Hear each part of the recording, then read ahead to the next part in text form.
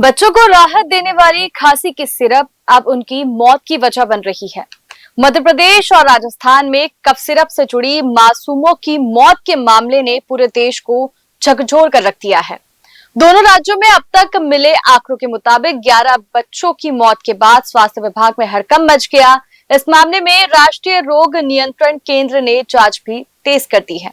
जहां एक तरफ बच्चों की मौत के बाद तमिलनाडु में इस कफ सिरप की बिक्री पर रोक लगाने के साथ स्टॉक भी फ्रीज कर दिए गए, वहीं सिरप में ऐसा केमिकल मिला है जिसका इस्तेमाल गैरकानूनी है और ये बच्चों के किडनी दिमाग पर बुरा असर डाल रहा है। मध्य प्रदेश के छिंदवाड़ा जिले के परासिया क्षेत्र में हालत खराब है।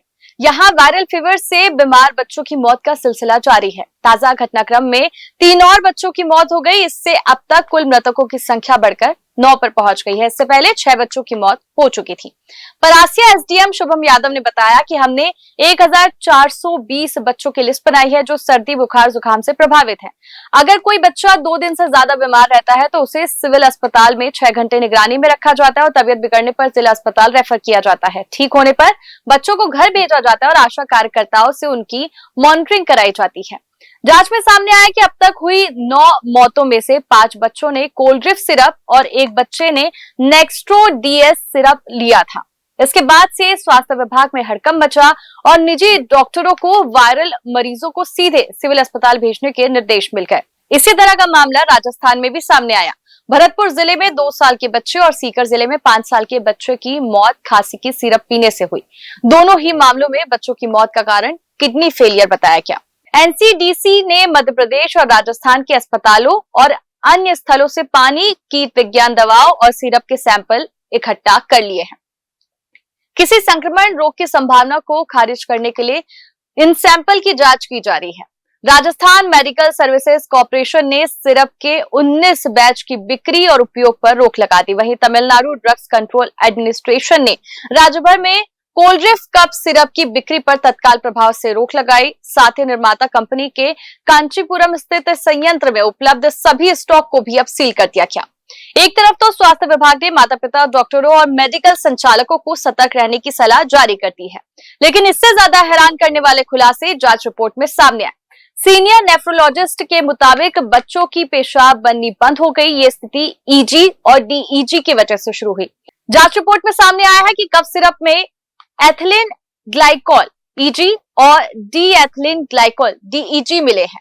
ये वही जहरीले केमिकल हैं जिन्हें गाड़ियों के कूलेंट और एंटीफ्रीज में इस्तेमाल किया जाता है। एक्सपर्ट का कहना है कि इनकी थोड़ी सी मात्रा भी किडनी और दिमाग को बुरी तरह नुकसान पहुंचा सकती है और ये पहला मामला नहीं है। इससे पहले गाम्बिया और उज्बेकिस्तान में भी भारत निर्मित खांसी की दवाओं से सैकड़ों बच्चों की मौत हुई थी। उस समय भी यही जहरीले केमिकल जिम्मेदार पाए गए थे। इन घटनाओं ने भारतीय दवा उद्योग की अंतर्राष्ट्रीय छवि को गहरा नुकसान पहुंचाया था।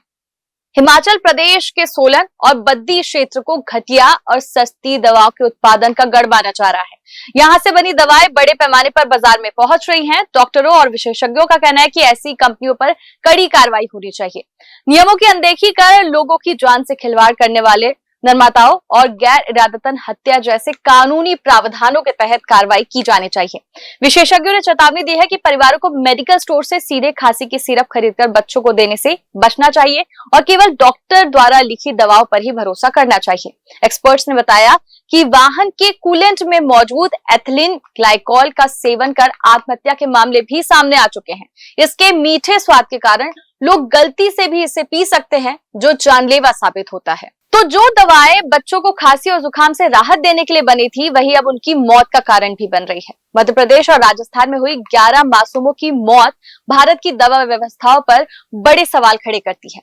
इतनी मौतों के बाद अब सरकार के सामने सबसे बड़ी चुनौती दवा उत्पादन और क्वालिटी कंट्रोल की है। स्वास्थ्य विभाग ने राज्य औषधि अधिकारियों को सख्त जांच करने के लिए कहा है। फर्जी और मिलावटी दवाओं पर रोक लगाने के लिए निगरानी तंत्र मजबूत करना जरूरी है। एक्सपर्ट का मानना है दवा उद्योग पर सख्त कानून लागू करने होंगे ताकि गंबिया, उज्बेकिस्तान और अब छिंदवाड़ा जैसी घटनाएं दोबारा ना हो। फिलहाल के लिए इस वीडियो में इतना ही। अपनी राय कमेंट सेक्शन में जरूर दें। इस जानकारी को लाइक और शेयर जरूर करें। चैनल चौथा खंबा को सब्सक्राइब कर ले। फिर किसी मुद्दे के साथ आपसे अगले वीडियो में मुलाकात होगी। तब तक के लिए नमस्कार।